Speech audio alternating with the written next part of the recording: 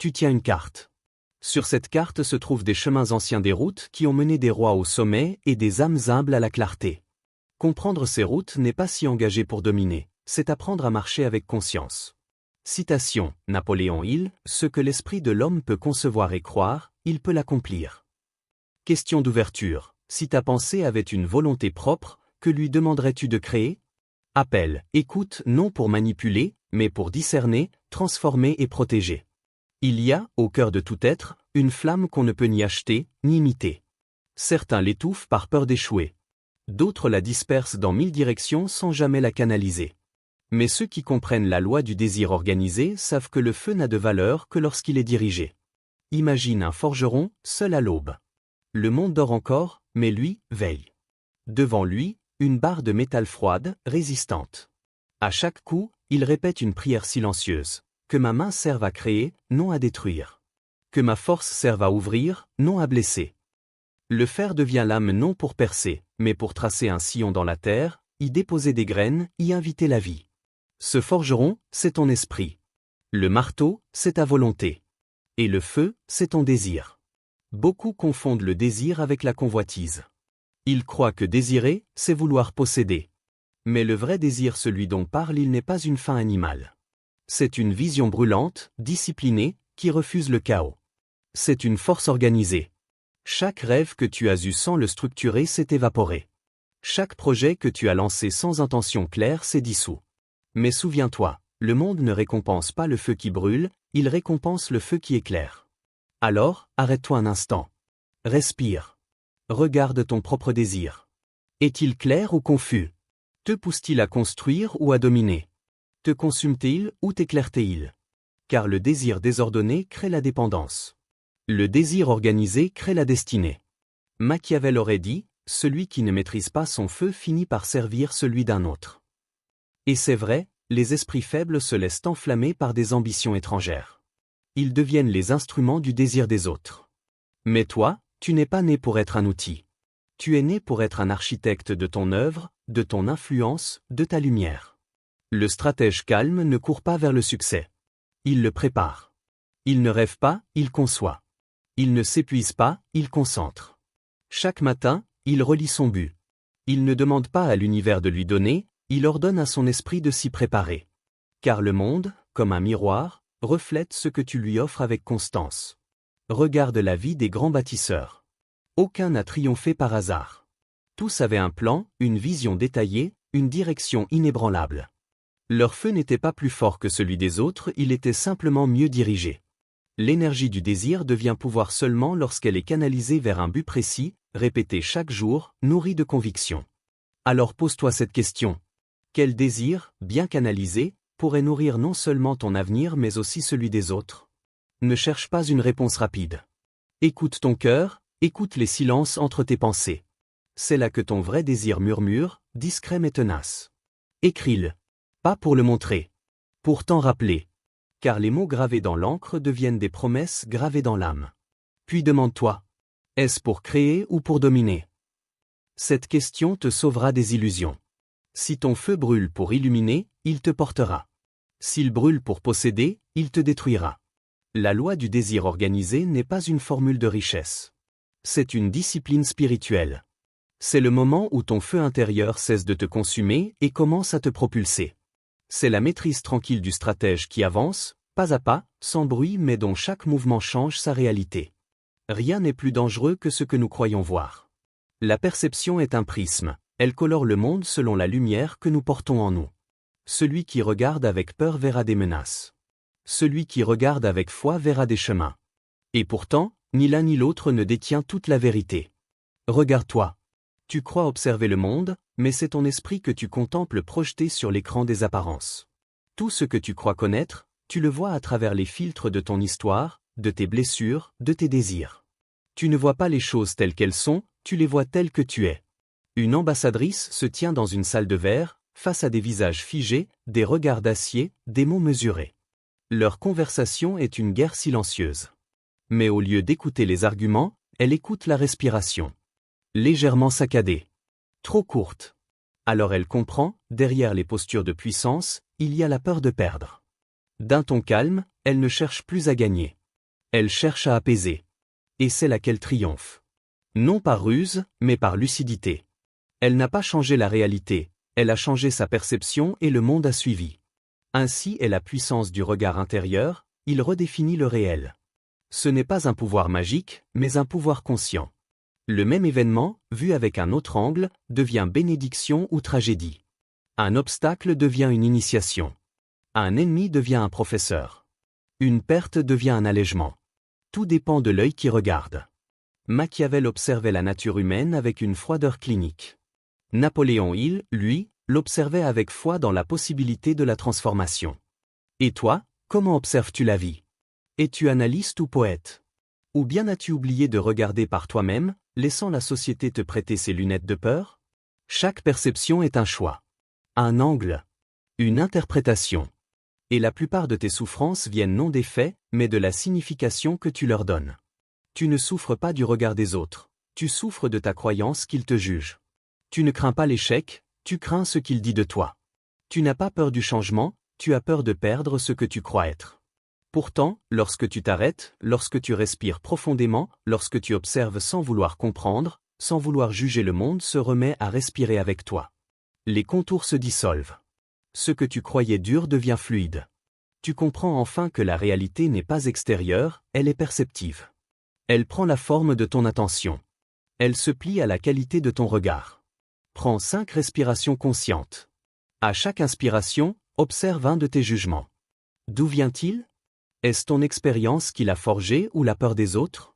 À chaque expiration, laisse-le partir s'il ne sert pas la vérité. Le poète analytique te le dit doucement, voire clairement, ce n'est pas savoir plus. C'est voir sans vouloir. C'est regarder sans te précipiter pour interpréter. C'est reconnaître la forme, sans en faire une conclusion. L'ambassadrice a gagné la paix parce qu'elle a vu au-delà des mots. Et toi, tu peux gagner la paix intérieure en voyant au-delà de tes pensées. Le monde extérieur n'est qu'un reflet. Le miroir, c'est ton esprit. Et si tu veux changer ce que tu vois, ce n'est pas le monde qu'il faut polir, c'est ton regard.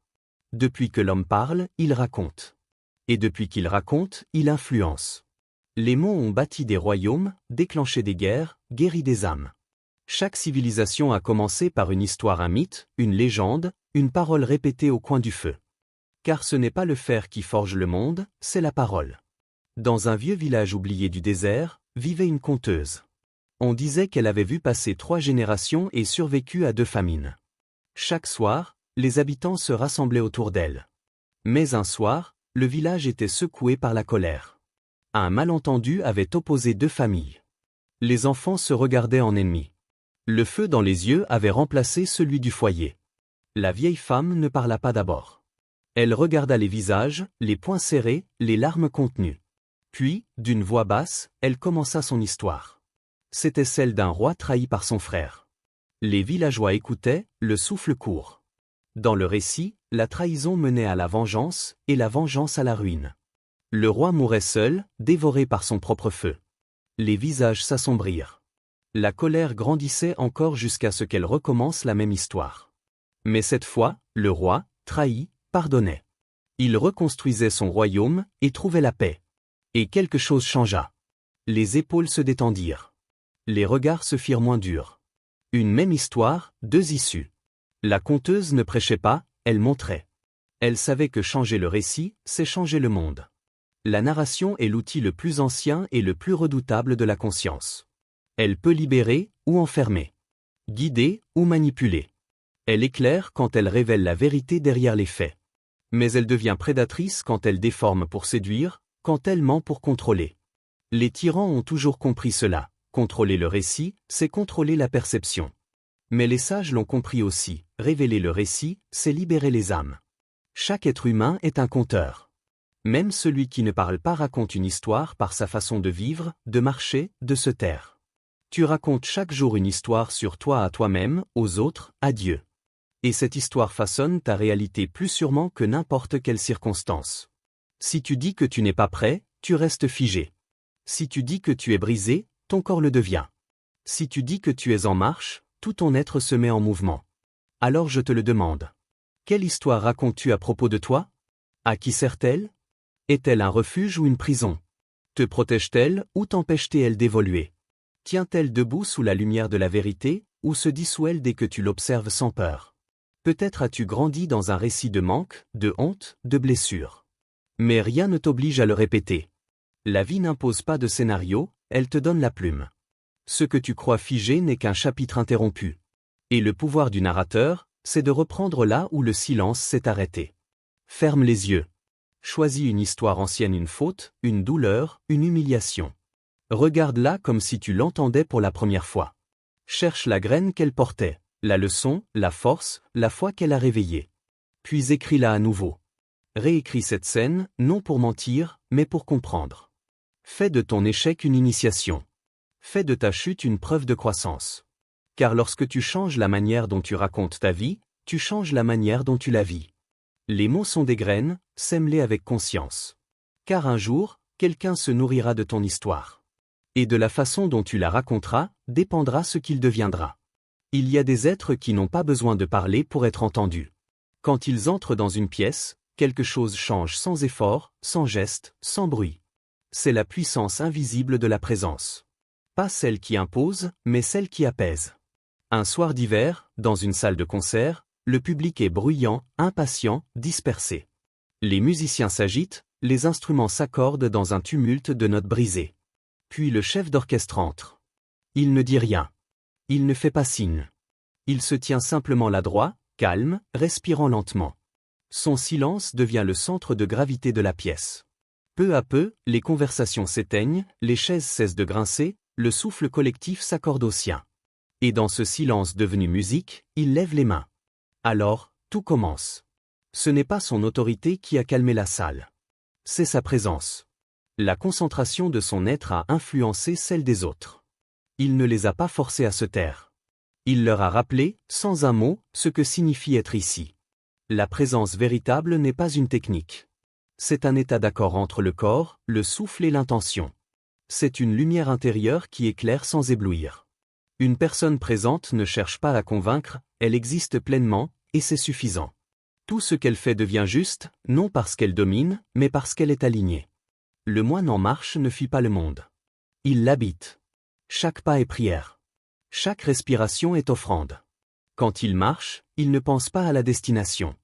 Il pense à la qualité du pas. Et ce pas devient un enseignement silencieux. Dans un monde saturé de voix, d'écrans, de distractions, la vraie rareté, c'est le silence conscient.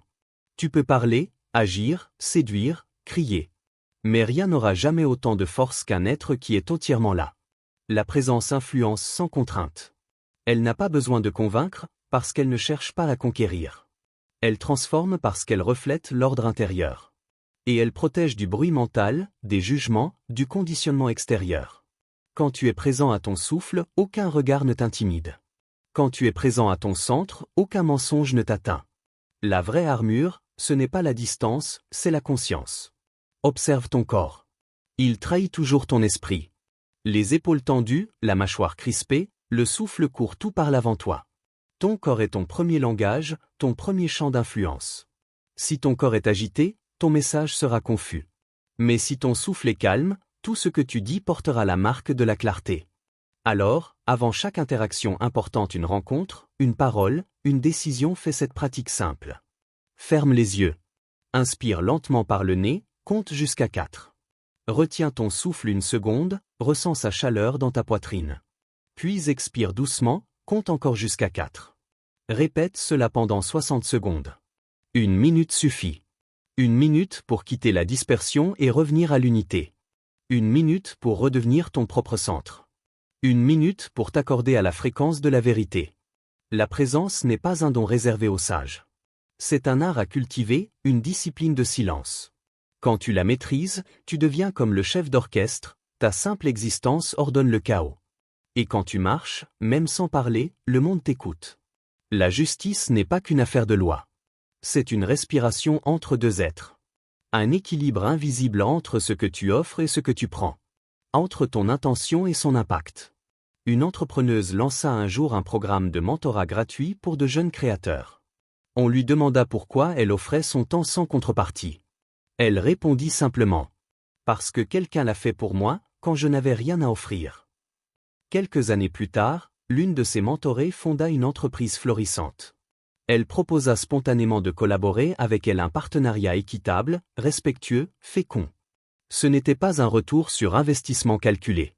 C'était une boucle naturelle de réciprocité. L'intention initiale n'était pas stratégique, elle était sincère. Voilà la clé. L'influence la plus durable ne naît pas de la manipulation, mais du bénéfice mutuel. Elle n'exploite pas, elle relie. Elle ne cherche pas à gagner contre, mais à grandir avec. Le juge compatissant sait que la justice parfaite n'existe pas dans les textes. Elle se trouve dans les cœurs. Là où chacun reconnaît la dignité de l'autre, sans l'utiliser comme moyen. Là où la main qui donne ne s'élève pas au-dessus de celle qui reçoit. La réciprocité n'est pas une transaction, c'est une alliance morale. Elle exige un regard honnête, que veux-tu vraiment obtenir? Que donnes-tu vraiment en échange? Et surtout, à quel coût pour celui ou celle en face de toi? Nous vivons souvent dans des échanges déséquilibrés, nous exigeons l'écoute sans offrir le silence. Nous demandons la loyauté sans donner la clarté. Nous cherchons la reconnaissance sans distribuer la gratitude. Nous appelons cela normalité, alors que ce n'est que déséquilibre. Quand tu demandes quelque chose à quelqu'un, un service, une écoute, une attention, observe-toi. Quel prix paies-tu? Et quel prix demandes-tu aux autres? Toute relation, qu'elle soit amicale, professionnelle ou spirituelle, repose sur cette question silencieuse. Le don circule-t-il dans les deux sens? L'éthique de la réciprocité ne consiste pas à tenir des comptes. Elle consiste à maintenir la dignité. À refuser de bâtir ta réussite sur la fatigue ou la naïveté d'autrui. À préférer les alliances à long terme aux gains immédiats. Car ce que tu obtiens sans respect te sera retiré par la vie sous une autre forme. La méfiance, l'isolement ou la perte du sens. Le juge compatissant ne punit pas, il rappelle les lois du vivant. Et la plus infaillible d'entre elles dit, ce que tu donnes revient toujours, transformé. Donne de la clarté, tu recevras de la confiance. Donne de la patience, tu récolteras la profondeur. Donne du respect, tu seras entouré de respect. Mais si tu donnes pour contrôler, tu recevras la méfiance. Si tu donnes pour séduire, tu recevras l'instabilité. Le monde te reflète, il ne te récompense pas. Avant ta prochaine négociation, ton prochain projet, ta prochaine parole importante, fais ce rituel simple. Ferme ton cahier, ton écran, ton esprit calculateur. Écris 3 bénéfices réciproques véritables. Un pour toi, légitime. Un pour l'autre, sincère. Un pour le monde, durable. Si l'un des 3 manque, attends. Ne signe rien. L'éthique, ce n'est pas un frein à l'ambition. C'est sa colonne vertébrale. Elle permet de croître sans se tordre. De réussir sans se trahir. Alors souviens-toi, tu n'influences pas les gens quand tu prends avantage d'eux. Tu les influences quand tu leur donnes une raison de croire que la justice existe encore même dans les échanges les plus ordinaires. Il n'y a pas de plus grande énigme que celle du cœur humain. Et pourtant, les signes sont là partout, à la surface des mots, dans les micro-silences, dans la manière dont quelqu'un respire avant de répondre. Lire les motifs, c'est lire entre les gestes, dans les zones invisibles où se tissent les véritables intentions. Un jardinier, dit-on, possédait un talent rare. Il pouvait deviner la pluie avant même que les nuages ne se forment. Non pas par magie, mais par observation. La couleur des feuilles, le comportement des oiseaux, le souffle du vent, tout lui parlait. Un jour, on lui demanda s'il utilisait ce don pour dominer les autres. Il répondit : « Quand tu sais lire la nature, tu n'as plus besoin de la contraindre. Tu accompagnes ses cycles. » C'est cela, la véritable lecture des motifs. Non pas deviner pour manipuler, mais comprendre pour mieux agir. Un jardinier des âmes apprend, lui aussi, à sentir quand arroser une confiance, et quand laisser sécher un ego. Regarde autour de toi, combien de promesses t'ont déjà été faites sans intention réelle de les tenir? Combien de « je serai toujours là » ont disparu dès que la tempête s'est levée? Et combien de sourires étaient des masques destinés à gagner ton attention, ta loyauté, ton énergie? Le détective doux ne se méfie pas de tout. Il ne devient pas paranoïaque. Il devient lucide. Il observe non pour juger, mais pour discerner. Car discerner, c'est aimer sans se perdre.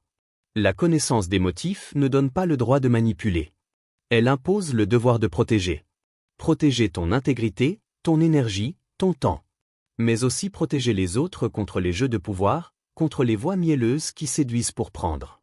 Demande-toi, dans quelle situation cherches-tu à comprendre les motifs pour aider ou pour tirer avantage? Cette question, posée honnêtement, révèle la qualité de ton intention. Le manipulateur veut savoir pour posséder. Le sage veut savoir pour servir. Certains lisent les visages comme des cartes. Ils flairent la peur, la honte, la fierté et s'en servent. Mais le vrai lecteur des motifs lit pour élever. Il repère une blessure cachée pour ne pas appuyer dessus. Il décèle une ambition sincère pour y souffler un vent d'encouragement. La connaissance devient ainsi médecine, non poison. Napoléon, il parlait du pouvoir organisé de la connaissance. Mais il aurait ajouté, s'il avait voulu parler du cœur. La connaissance sans bienveillance devient une arme aveugle. Lorsque tu apprends à lire l'humain, rappelle-toi que tu tiens entre tes mains un instrument à double tranchant. Ce que tu perçois peut te rendre clairvoyant ou cynique. Tout dépend de ton intention première, comprendre pour éclairer, ou comprendre pour contrôler. Et si tu veux protéger ceux que tu aimes, enseigne-leur la même vigilance tendre. Dis-leur de ne pas craindre de poser des questions claires. De ne pas se laisser hypnotiser par les discours séduisants ou les promesses démesurées. Apprends-leur à écouter ce que les gestes contredisent. À reconnaître les silences trop polis, les je comprends trop rapides, les regards qui esquivent la vérité. Conseil défensif, enseigne aux tiens à repérer les promesses creuses et à poser des limites nettes. Car les limites ne sont pas des murs, ce sont des contours de respect. Elles disent à l'autre, tu peux t'approcher, mais sans envahir. Elles disent à toi-même, je peux aimer, mais sans me dissoudre. Le détective doux sourit, puis s'efface dans le murmure du monde. Il ne cherche pas à percer les gens comme on perce un secret. Il les lit comme on lit un poème, avec attention, distance et tendresse. Et, dans ce regard équilibré, la manipulation perd tout pouvoir. Dans la chambre silencieuse de ton esprit, il existe un laboratoire secret. Les anciens l'appelaient l'Athanor, le four alchimique de l'âme. Ce n'est pas un lieu physique, mais un espace intérieur où tout ce que tu refuses de voir vient frapper à la porte, déguisé en émotion. La peur frappe souvent la première. Elle porte le visage du plomb, dense, froid, inutile en apparence. Mais l'alchimiste ne jette rien. Il sait que dans le plomb sommeille lorsqu'il l'on accepte de traverser le feu de la conscience. Il ferme les yeux, écoute le tumulte, et au lieu de repousser l'ombre, il la regarde. Non pour s'y complaire, mais pour y voir le message caché. Chaque peur, chaque colère, chaque doute contient une information brute, un appel de l'énergie désordonnée à être redirigée. Un jour, raconte une légende, un vieil alchimiste travaillait depuis 40 ans sur la transformation du plomb en or. Il échouait chaque nuit. Jusqu'à ce qu'il comprenne, le plomb qu'il devait changer n'était pas dans sa paume, mais dans son cœur. Ce plomb-là, fait d'amertume, de regrets et de comparaison, devait fondre. Alors seulement, son regard changea et tout autour de lui se mit à briller d'un or discret, celui de la compréhension. Transmuter, ce n'est pas supprimer. C'est convertir. C'est comprendre qu'une énergie sombre n'est pas mauvaise, elle est inachevée. Ta colère, si tu l'enfermes, devient poison. Mais si tu la transformes, elle devient courage. Ta peur, si tu la nies, te paralyse. Mais si tu la décodes, elle devient vigilance. Ton doute, s'il t'épuise, devient critique stérile. Mais si tu le domptes, il devient discipline. Voilà la vraie maîtrise, non pas dominer ton ombre, mais l'intégrer. Non pas te purifier de ce qui te trouble, mais en faire un carburant. Napoléon Hill, derrière ses mots sur la réussite, décrivait déjà cette science invisible, le pouvoir de la transmutation. Il savait que chaque pensée vibrante, chaque émotion maîtrisée, peut devenir force créatrice à condition d'être canalisée vers un but noble. Regarde autour de toi, le feu détruit, mais il éclaire aussi. L'eau noie, mais elle purifie. Le vent déracine, mais il transporte les graines. Ainsi va l'énergie humaine. Tu ne peux pas la supprimer, mais tu peux la diriger. Question finale. Que peux-tu convertir aujourd'hui? Ta colère en action? Ta peur en préparation? Ton doute en discipline?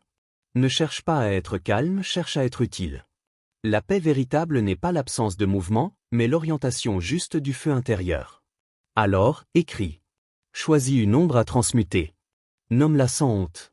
Puis, traçant le plan de service, comment cette énergie, une fois redirigée, peut nourrir le monde plutôt que l'alourdir. Peut-être que ton impatience peut devenir moteur d'innovation. Que ton orgueil peut devenir exigence d'excellence. Que ta mélancolie peut devenir profondeur d'art. Les ombres ne sont pas des fautes, elles sont des réserves d'énergie non éclairées. L'alchimiste intérieur ne fuit pas le plomb. Il l'embrasse, le chauffe, le purifie par l'attention. Et un jour, sans effort visible, ce qui pesait devient lumière. Ce qui te consumait devient combustible. Ce qui t'effrayait devient direction. C'est là le secret ultime de la transformation sacrée, tu n'as rien à combattre seulement à transmuter.